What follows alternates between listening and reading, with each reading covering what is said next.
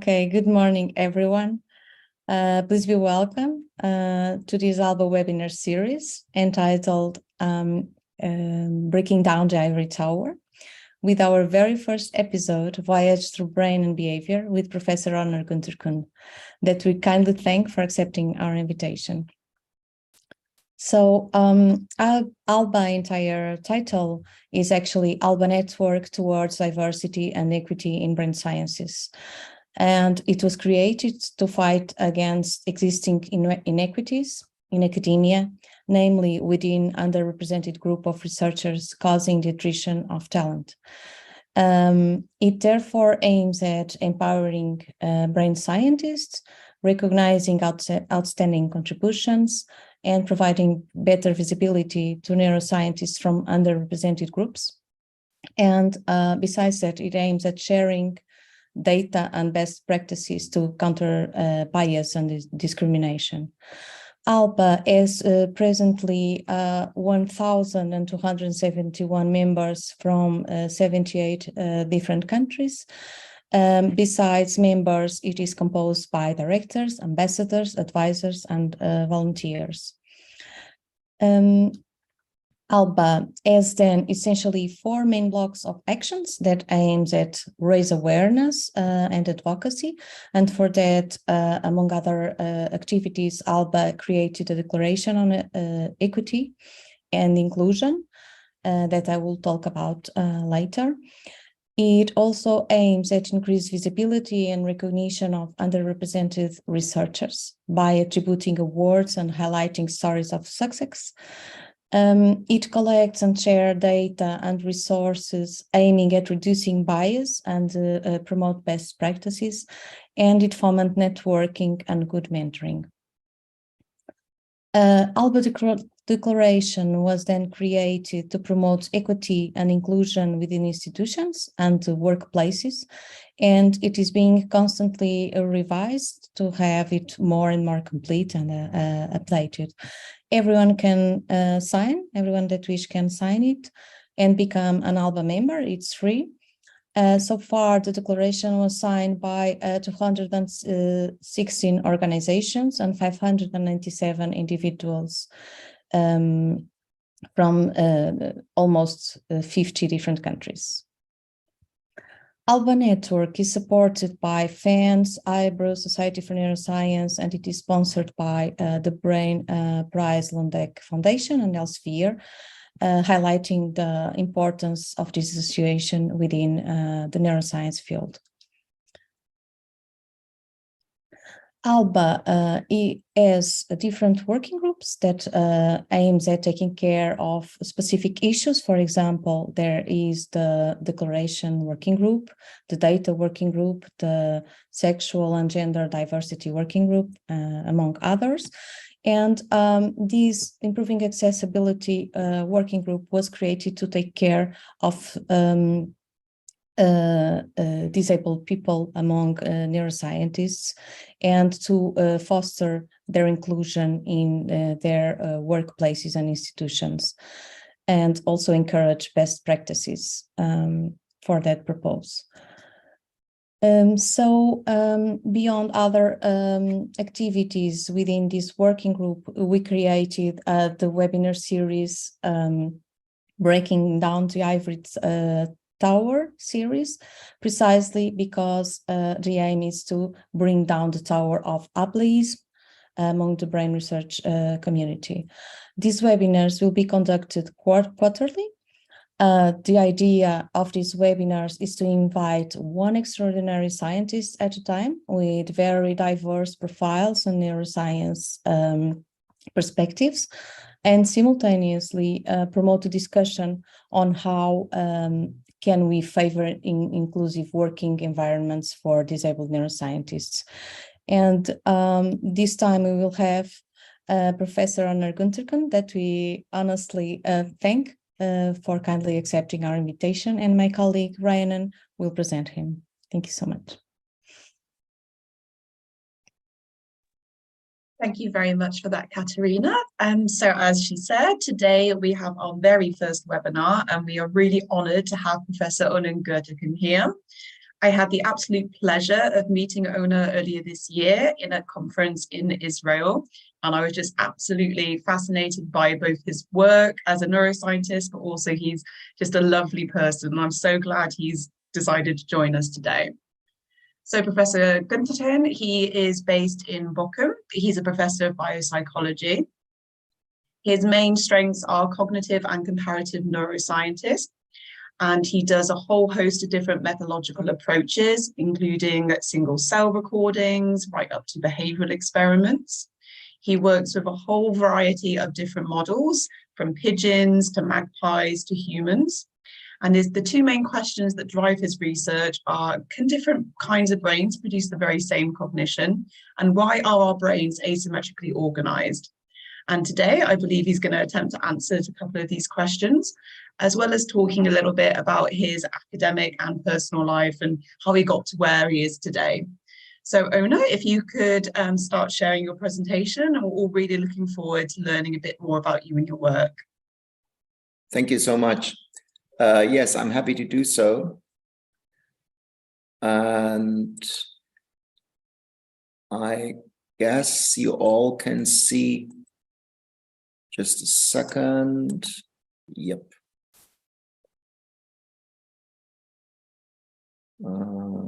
This somehow interferes. Yes, I guess now you can see my presentation in presentation mode. Is that true? Looks great, Onur. Okay, great. First of all, thanks for inviting me. I'm very happy to participate with you. And I think ALBA is a fantastic foundation. I was not aware that it exists until I met Rhiannon in Jerusalem, and then she later contacted me to ask whether this is possible that I would participate. And I did not, I think about half a second to say yes, obviously. I fused now these two aspects I was asked to talk about. So my life, a little bit of a biography, and my science, I fused them together in one file. And let's start. I start with a little bit of my personal pass through life. I was born in Turkey. This is a map of Turkey. To the far left, you can see my hometown, Izmir, which is a beautiful city at the Aegean coast. Here is a picture from me together with my sister and my parents in 1961. And in 1962, I was twice vaccinated against polio, but still I was severely ill. This is in 1963, together with my mother at a hospital in Ankara. And it was a very life and death story that went on, but in the end, I survived. But since that day, I'm paralyzed and I'm sitting in a wheelchair and cruising around with the wheelchair. As you can see, that never stopped me doing whatever I think I should be doing. The first step towards that, however, was not a decision taken by me, but my parents. They heard that there is a clinic in Germany that is specialized for polio children and developed novel methods of treatment. So they decided to fly to Germany together with me and ask the doctors whether they would accept me. That happened. And beginning with 1964, I was then for the first time for close to a year in a hospital in Germany. This was in the northern part of Germany. The doctor said that my treatment will go on. There will be many surgeries needed. So we decided to stay in Germany for a while until my treatment was finished. And this is just a picture from a hospital stay there. All in all, I was about 2 years in hospital during this early part of my time. And that's just a picture of that time. But during that time, I developed, I would say, strange interests in things that were a bit different from what the other kids were interested in. But I still think that this was an embryonic part of my scientific development. So I collected all my allowances and helped my mother in dishwashing. And I think helping my mother in dishwashing created possibly much more work on her side. But that I collected money for a children microscope. And since then, I'm an aficionado of microscopy. And in those children years, I drew hundreds of pictures of bugs and their mouth parts and their appendages. And this is from a dandelion seed.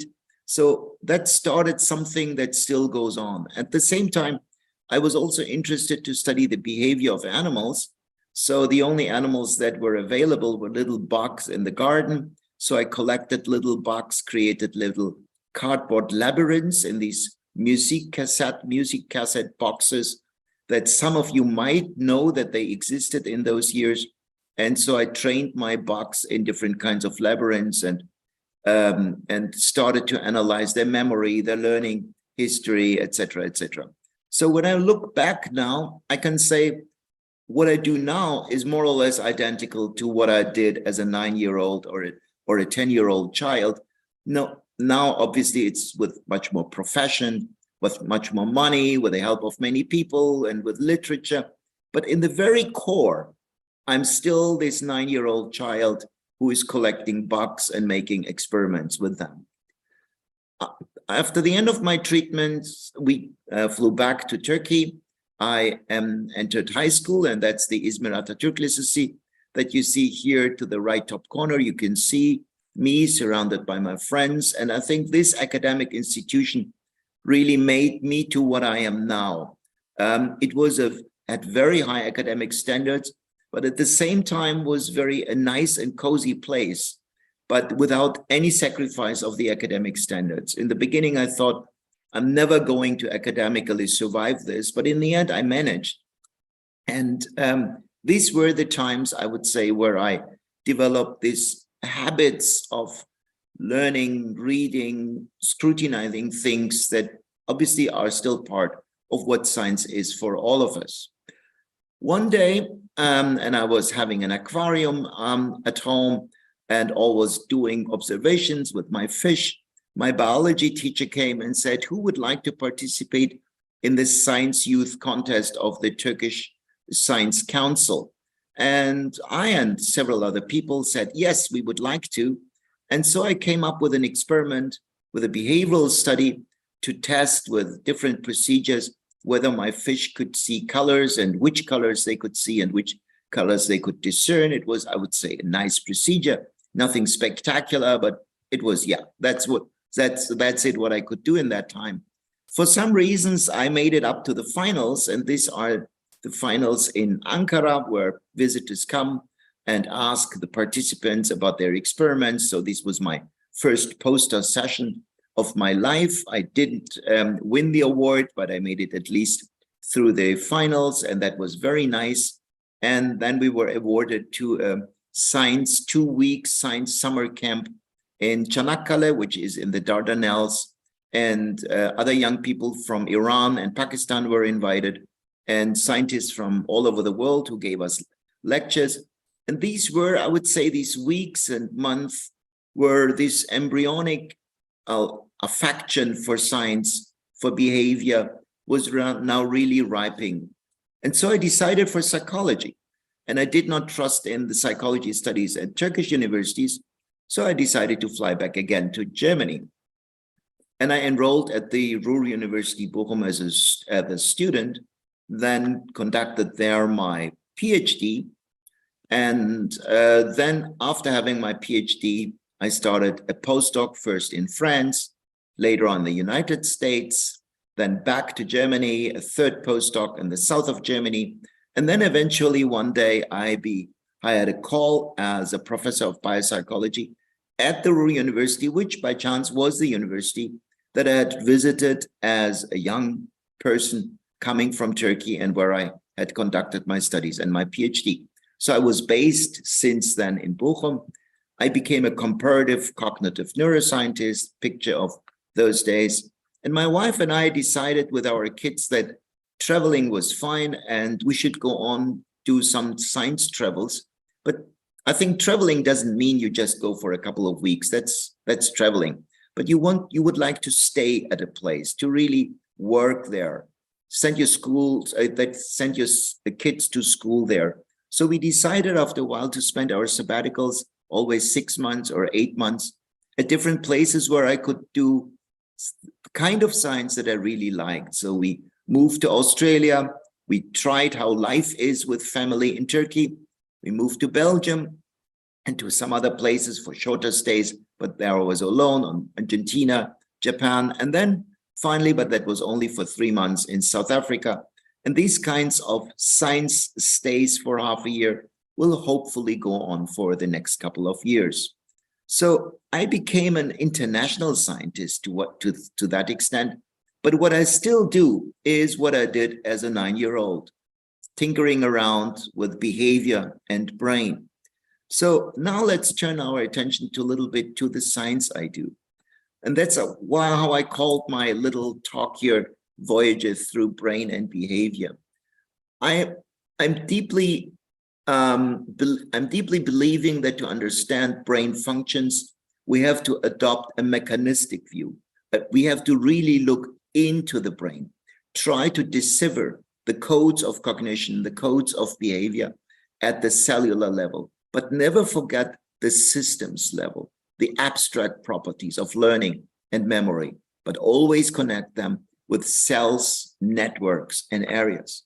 And this is exemplified in this picture. This is the brain of one of my past PhD students, Christoph Frenz, and you see how beautiful Christoph's brain is. And this is a DTI picture of his brain that we conducted during his stay, that we made during his stay. And that shows a little bit the approach that I try to follow. And when I just looked back now into what my conviction in science is, that's first of all the mechanistic view, but second, the comparative view. And the question for this is, are we alone and unique? Is the human brain a unique brain like no other else? And I think it is not. We are part of the animal kingdom, and many things that we can understand about our brain can we only understand by also studying non-human animals. And the more of that, we can understand our brain in a much deeper sense, in a comparative approach, because only by comparing different kinds of brain, you can then understand deeper mechanistic procedures and deeper mechanistic aspects of brain function that you can only see by comparing brains and discovering common mechanisms. This is the reason why we study with different kinds of species in the brain. And this is a depiction of the animals that we study, proportional in size to the number of publications that we had in the last couple of years. So number one is the pigeon, but human studies are trailing very close. Then a distant third are dolphins, crocodiles, and different other species of birds. And what looks now like a very random selection is not. And you will see it when I talk first about pigeon studies, human studies, and dolphin studies, I hope. But that's not a random collection, as I just said, because if you look at the phylogeny of amniotes, these are reptiles, birds, and mammals, you can see that these bifurcation points, and they are highlighted with these red circles, give us possibilities to reconstruct the evolution of certain brain structures. And these bifurcation points show, for example, that on the far left, and I now activate my laser pointer, I hope you can see the laser pointer here, that here is the last bifurcation points of mammals and birds. If we discover in the mammalian lineage and in the avian lineage the same mechanisms, and if we reconstruct that all the animals in between do not have that mechanism, then very likely this mechanism developed independently in that line of life and in that line of life. So we can reconstruct convergences of mechanisms, possibly because you cannot do without these mechanisms. And the same is true for the division of mammals that are living on land and mammals like cetacea that I will later talk about. Here is a deep division between what is now crocodiles and what is now birds. And here we have a deep division among birds. So all of this will play a role in my presentation. So let's start. Let's start with comparing birds and mammals. So here you can see a monkey brain. and you can see the cortex of the monkey brain. You can see how beautiful the cortex is. The cortex is indeed possibly one of the most beautiful neuroarchitectonic structures that exists. It is made by radial or vertical, as it is shown here, fibers that connect every point in the thalamus with every point in the cortex, a point-to-point information of the neurons in the cortex about a detailed view of everything that goes on outside of our body, but also what goes on inside our body. A fantastic stream of detailed information. 90 degrees to that are the associative fibers that connect every information with every other information. You cannot ask for more, ladies and gentlemen. You can simply not ask for more. You have a structure that gives you all details of everything that goes on and connects everything with everything and gives you the memory about these associations and combinations. And what a humble and what a primitive and what I would say an inferior brain is this one. This is the pigeon brain. You can see nothing that looks like a cortex, and that's true for all birds. So at that point, it should be finished, the competition between mammals and birds.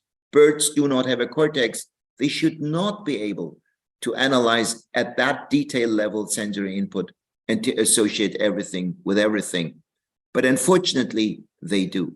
They do with much smaller brains, and they seem not to have a cortex. These are just few examples of what corvids, and in the right lower case also pigeons, can do. Analogical reasoning, episodic memory, mirror self-recognition, tool use, planning, even orthography of English language. So all of these is, if you look at it in great detail, on par with chimpanzees. So here we have animals that have brains of about 10 to 15 grams, seemingly without a cortex, and they are on the same level as a chimpanzee with 400 grams of brain. How is that possible?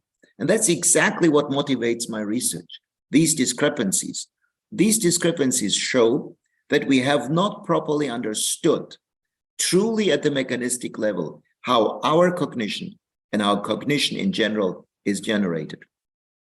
And I give you just one example of our previous research by, I now should deactivate the laser pointer. This is now an experiment that we conducted many years ago with magpies on mirror self-recognition. This is Gertie, who was in mold at that time, so he looks a bit, I would say, wanting, but Gertie is nice and is feeling well. There is a mirror. Gertie is looking at the mirror and then starts to remove the mark at his neck, so below the beak. You can see how he tries to remove it, and after he looks at himself, checks at his appearance in the mirror, and now life can go on. So birds, at least magpies, can recognize themselves in the mirror, and very likely they also have this higher cognition associated with that. How is that possible?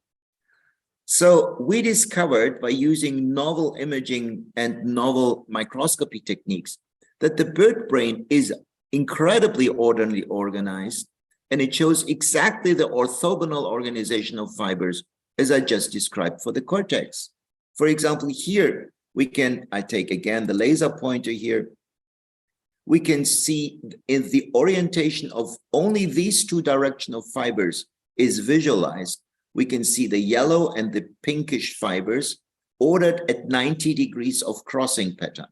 If we now turn the lights by 45 degrees, you can see most of the fibers are gone. That means the majority of fibers in the forebrain of birds are organized in an orthogonal fashion, exactly as we would expect it in the cortex. And what we can see, and this is now a reconstruction, is that we, exactly like in the cortex, at least for the sensory areas, have this radial or vertical organization of columns and the crossing of 90 degrees of connectivity within the cortex-like fashion. And the point is, birds and mammals develop their cortex independently. We can show it by comparative analysis and genetic analysis. So independent from each other, a cortex was discovered and developed in these two lines of animals.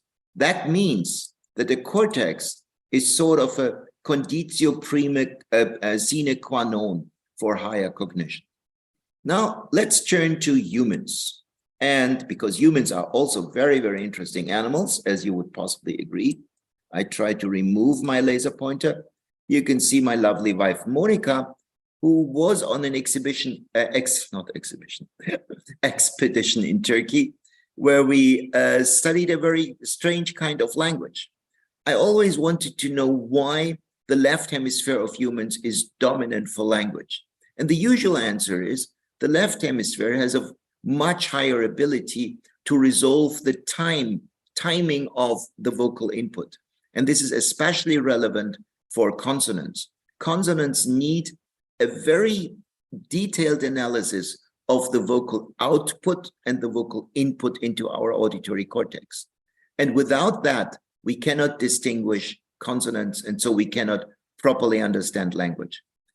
The best test would be a language that has no consonants. But usually you would say such a language doesn't exist. But I would say it exists.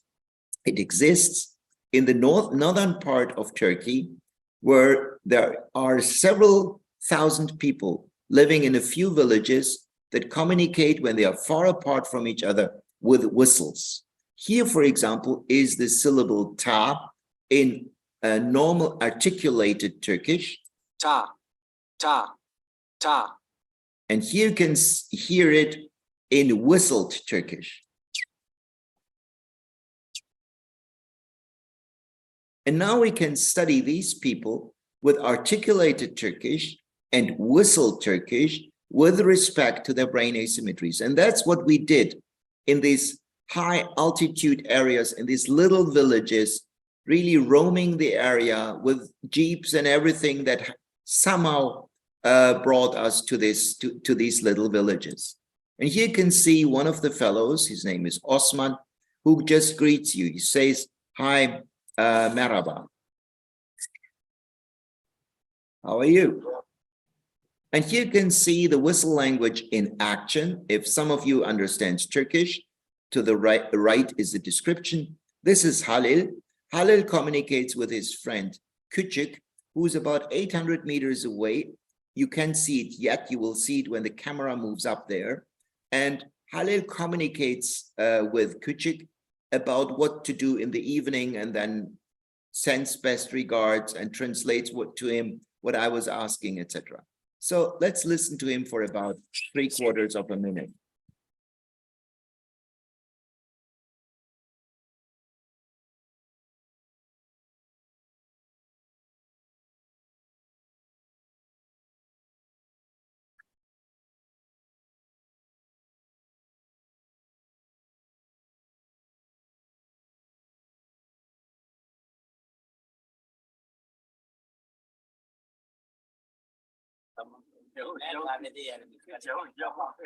Tamamdır.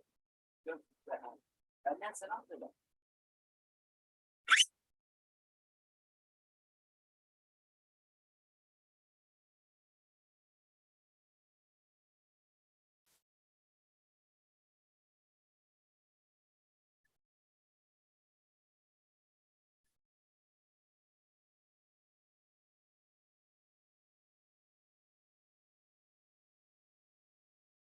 Aleykümselam. Ne zaman gidiyor? Aleykümselam.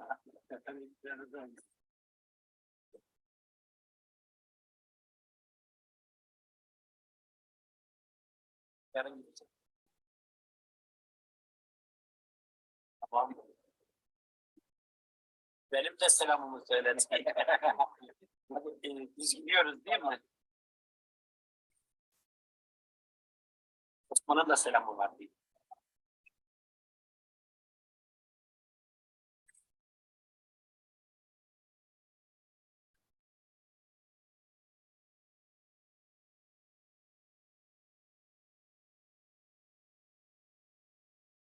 Selam, selam söyle.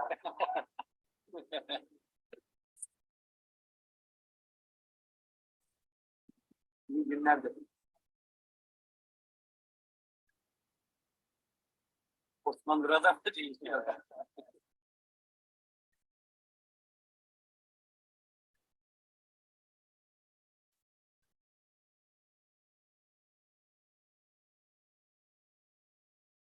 Tamam, Nazlı'nın yanında tamam. So you can beautifully see that these people speak normal articulated Turkish on close distance, but then communicate with whistles over long distance. So what about their brains? So what we discovered was when they speak articulated Turkish, they have a left hemispheric dominance as we all have during whatever language we use. But in the moment they switch to whistle Turkish, there is no asymmetry anymore. That means the right hemisphere pitches in and compensates what the left hemisphere isn't able to do, and what the right hemisphere is doing to analyze these slow frequencies that are typical for whistled communication. So here you can see that the physical nature of communication can really completely change brain asymmetries. And at the same time, it opens up possibilities what we might be able to do with people having a left hemispheric stroke and a loss of language, because there is a different channel now that might be working still if we just shift the frequencies to a different kind of level and communicate by other means. Last example with dolphins. I became interested in dolphins since very long, and because they have such a completely different kind of brain organization, although they are mammals. So I traveled for 2 months to Argentina, to a marine research station. In the morning. We traveled with jeeps along the beaches to look for stranded sea mammals. And then I started to learn training dolphins from my friend Lorenzo there. Here we just ran a study on concept formation in dolphins. And since then I was interested in these kinds of animals. And there is a paper on self-recognition in dolphins that made a big splash that is scientifically, I would say, very, very weak. So I wanted to know very recently if dolphins can indeed recognize themselves in the mirror. We came up with a novel procedure, and you can see it here. This is one of the dolphins that we tested.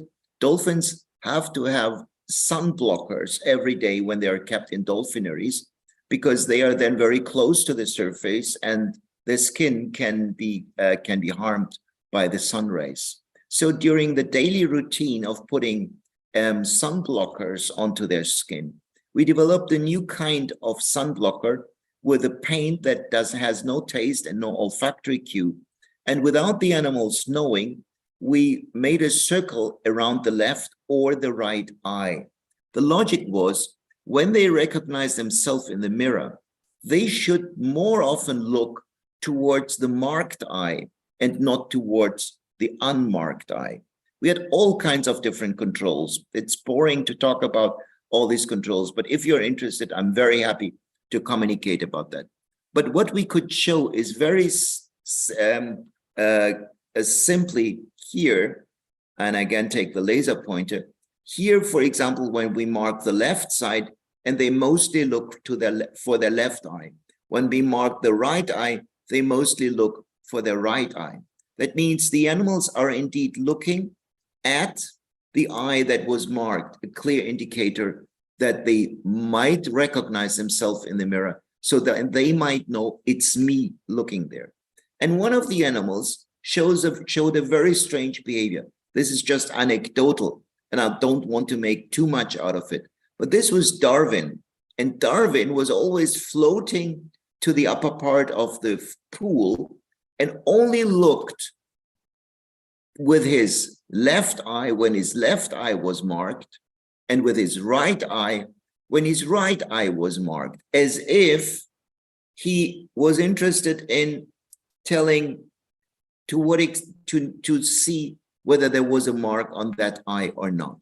So that was a very interesting behavior that we observed.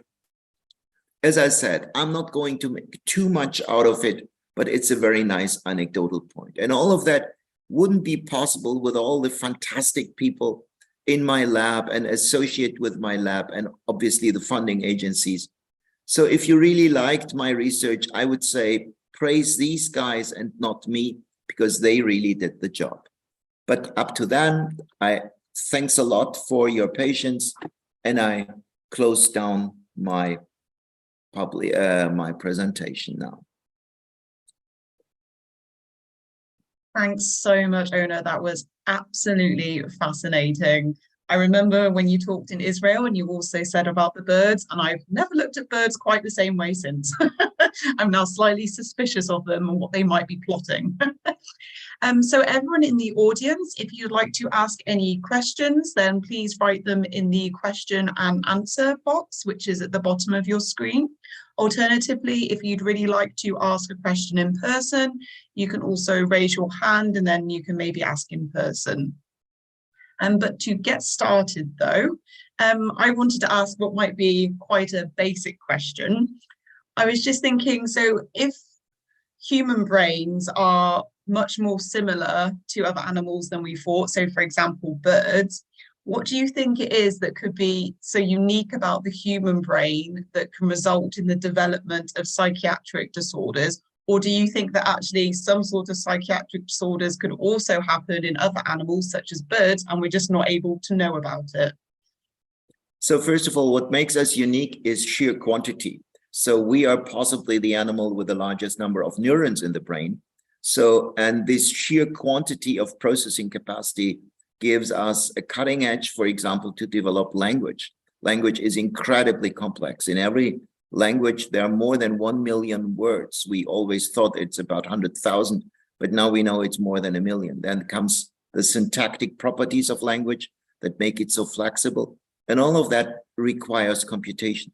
And there are very interesting studies from the 18th century where gesture-based sign language was invented by the French people.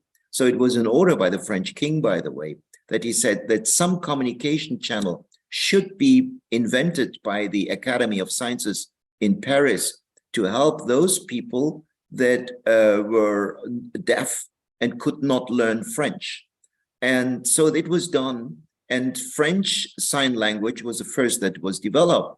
By the way, the French helped later on the Americans to defeat the Britons, because they like to defeat the Britons, sorry for that. Due to this close link of France and the United States, the American Sign Language is nearly identical to the French Sign Language. So Americans and Britons cannot communicate with sign language, but they communicate easily with the French, and it's just the other way around for articulated language. So, and these people who learned to use sign language, they later on said, what happened in my cognition after I acquired language? And they said, I thought before and I think now. The basics did not change at all. But with the command of language, everything now has names, and suddenly I can differentiate between things that I did not differentiate before. So I was strolling through the woods and it was all green. Now I'm strolling through the woods and there is an oak and there is something else, and there is this flower and that flower and this bush. And due to the things having names, I suddenly see their differences. I could have seen them before, but names help me to disambiguate things that I simply did not attend to before. It gives us a sharpening of cognition of unprecedented extent. So I think that's possibly the most human specific cognitive ability that propels our cognitive ability very strongly. Okay, yeah, super interesting. So I guess, yeah, you know, if you don't know, if you can't name something, you can't really recognize that it exists in a way. Yeah, no, it's really interesting. We all know this effect very well. You go through a city of antique city, let's Ephesus, and you have no idea, and you just see broken stones. And then you have a friend with you who explains you, oh, look at this stone, look at this engraving, look at that. And suddenly you start seeing things that you could have seen before, but you simply did not attend. Okay, really interesting. Okay, so we do have a question for you here. So someone was wondering if it was hard to do all this traveling that you've done, perhaps because of your disability, whether there's been some barriers with the traveling because of that, or you've had to take some extra things into account. Yes, I would say you need a well-prepared planning. You have to be very aware of the limitations and of the problems. But one aspect that is often forgotten is much more important. You simply need the courage to do so. And I can only just call out to everybody here who might feel some sort of limitation, whatever this limitation is. This is your only life that you have. And whatever you can do before you die, you can do it now. So have the courage of doing it. If you dream of traveling to whatever, do it. Plan very, I would say, consciously. Think about all the limitations that can occur, but don't be fooled by these limitations that you can't do it. In the end, you can do many things more and much more than you think that you can do. And therefore, I also included these examples. The first one was just a lab study that can be done in the cozy environment of an industrialized country. But the second and the third one are field studies. So traveling up the mountains in East Turkey to reach these villages, etc., etc. All of these are potential problems, but you can overcome these problems. You should not have a pink glasses on. There are problems, but you can overcome them and be courageous. I think that's a really important message, Onur, for sure, that just because you or other people might think you're limited in some way, that doesn't necessarily have to be the case, and that, yeah, you can make the things happen that you want to happen. So yeah, it's a really powerful message. Thank you. So we have a question here, which is a more general about the neuroscientific field.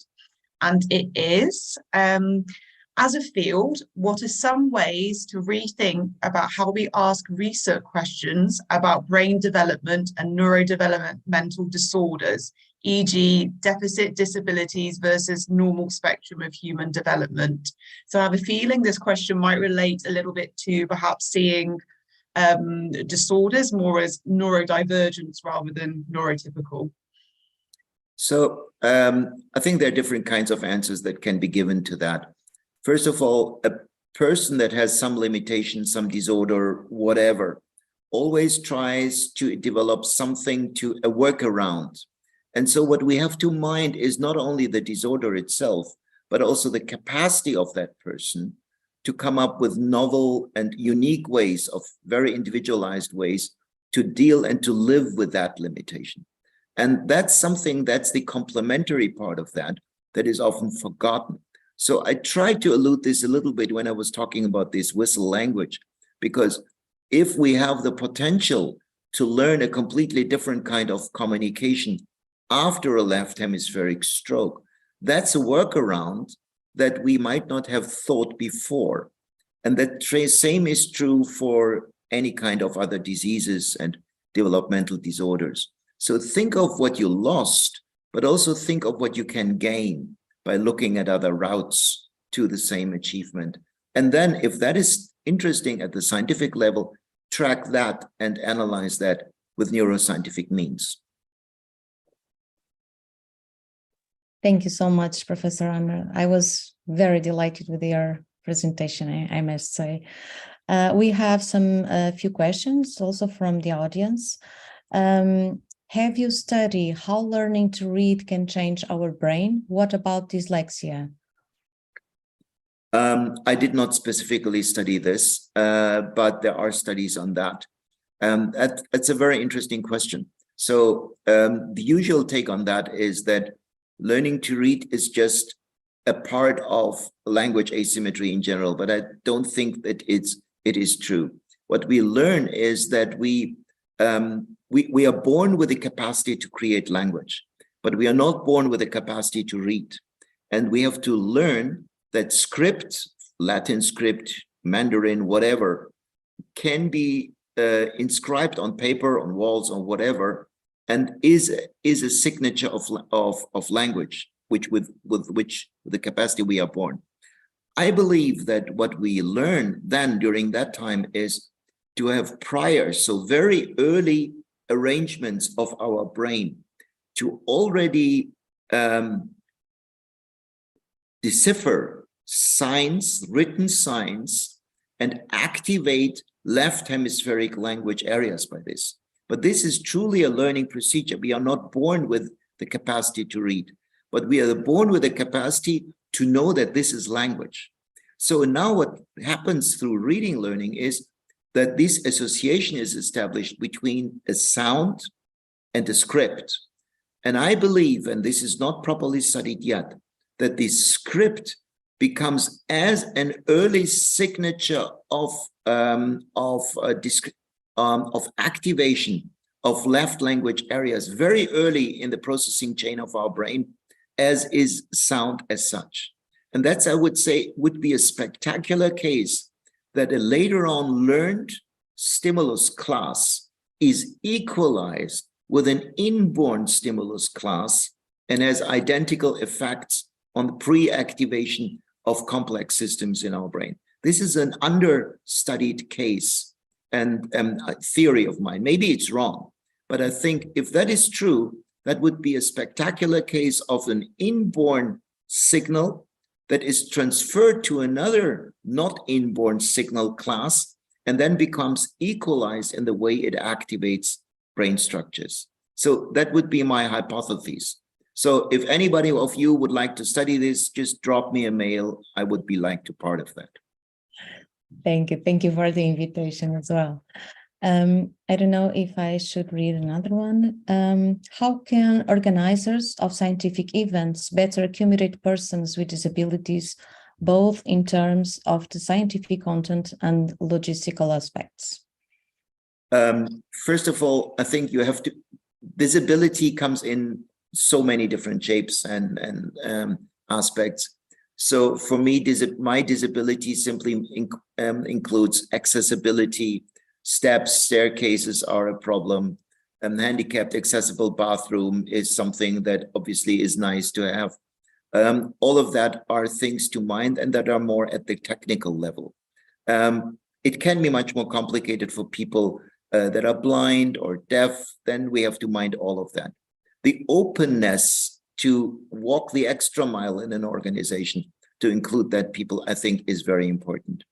And this is sometimes lacking, not because these are bad people, but they're simply not aware of that. They don't think about that. And I think, therefore, ALBA plays an incredibly important role. There is another aspect that I might very shyly say. I said you need the courage. And I never lacked that part, I think at least. I was always boldly say, hey, I want to be part of that. But that's not something that everybody is doing.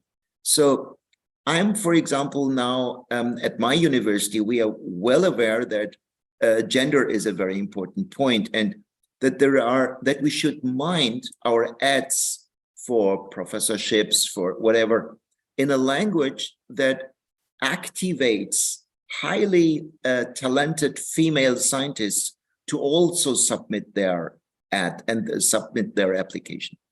It might be that there are differences in the, I would say, risk proneness of people, and that might overlap with gender. Maybe yes, maybe no. But in any way, we are well aware of that, and we try to mind this. Something similar might also happen with handicapped people. So the same mindfulness might also be something that we should be taking care of. Thank you so much. Rai, you wanna?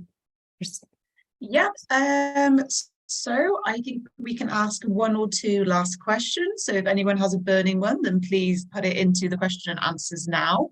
In the meantime, we have another one, which is, what advice would you give to young scientists that may face some challenges regarding accessibility? What tools do you consider important to develop to overcome these barriers? So I guess, like you said, one of them already is just having the courage to speak out and say, I want to be there, I want to attend this, and then hoping that the people, now you've made them aware, are able to accommodate that. But is there anything else you've found over the years that really helps you to help increase the accessibility for yourself?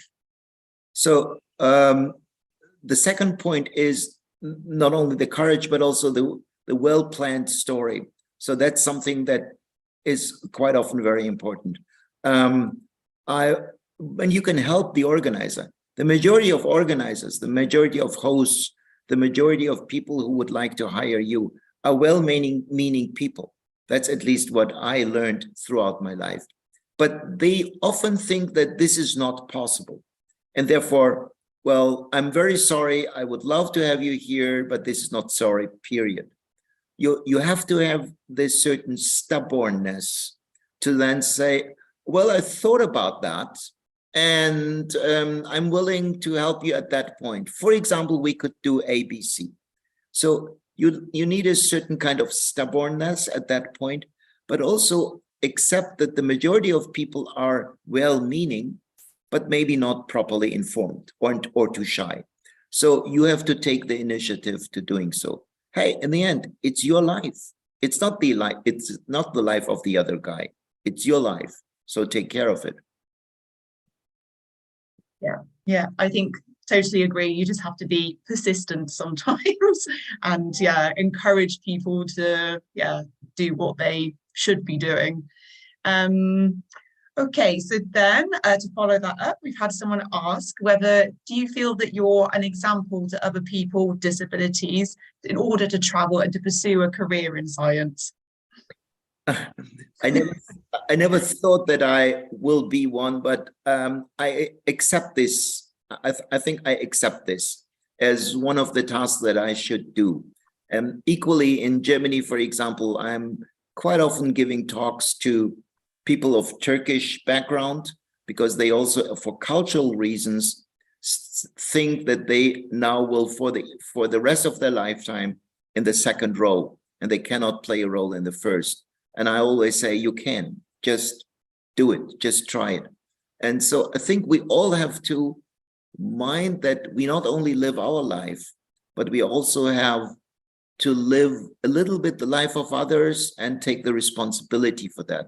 So if something is given to each of us, we have to take this as an example of that we should cherish, also to give it back to other people and to help other people promoting their abilities. Yeah, I would totally agree. And I guess it's a case of people can only be what they have already seen. So it greatly encourages people, I think, to see you being so successful in your career. Okay, so we have one last question, which is more back to research again. Obviously, first they say thank you for a great presentation. And then they say, your research examples were about egocentric perspective. I wonder, have you ever practiced a study on allocentric perspective also? And do you think in what way allocentric and egocentric perspective would change? That's an excellent question. And it is true that most of that were done from an egocentric perspective. Usually the allocentric perspective is tested by people working on spatial cognition, by different kinds of analysis tools. But I take this question to, I would say, enlarge the field of study. So egocentric and allocentric is also something that we can see as non-spatial cognitive coding. So to see this in a broader perspective. At a spatial level, I did allocentric studies, but with very simple means, by asking the animal or the subject to do a more allocentric kind of cognition. But what would be really needed to take the egocentric, allocentric also for something like social cognition and many more aspects of coding properties, where we think out of the box and try to analyze life when you are walking in their shoes. How is their life? How does it feel? I think that's something that is understudied yet, and it would expand and might be nurtured by what we know from spatial coding research into something that is more social and plays a ground on other aspects of coding property. That was a very general answer. I apologize, that was not detailed enough, but maybe that's a thought that we might follow. Okay, thank you very much. Then I will just quickly add a greeting to you from Pamela Gonzalez, who I believe was your master's student. Oh yes, and, fantastic person. She's here in the audience today, and she just wanted to comment that, yeah, your presentation was fantastic as always, and that, yeah, full of your praises for you as a brilliant scientist, but also a human being. So hello from her. And now I will go over to Katerina, who I guess can wrap up for today. So thank you so much. If I may, I would like to pose a last question, can I? So I was very intrigued with the symmetrical function of the brain when we whistle. And I was wondering, there are some people that cannot whistle. Would it be an anatomical difficulty of the mouth, the tongue, wherever? Or do you think that they just cannot readapt the functioning of the brain in that sense? Have you considered that? I don't know if this is a kind of logic question. No, Katerina, this is a perfect question. When I was living with these people in their villages, I haven't seen a single person who could not whistle. And the mystery for their ability is very simple. Everybody whistles in a different way. So possibly when you are surrounded by people who have the ability to whistle, you can see so many different models of whistling. Some don't use their fingers. Some do use a single finger. Some use two fingers. So all of them, it's rarely visible that one is doing it in the identical way as the other one. So possibly, I'm sure, Katerina, you can whistle. Just go up these villages and you will see so many models. These guys will help you. They're very nice people. Thank you so much. So I would like to thank Professor Onur again. I would like to thank every people that participated and assisted the webinar. We will have the next one into 3 months. That will be annunciated at that time. And thank you, and have a nice day, and hope to meet you in person somewhere in a future meeting. Thank you all. Bye-bye. Thank you, everyone. Have a nice afternoon. Bye-bye.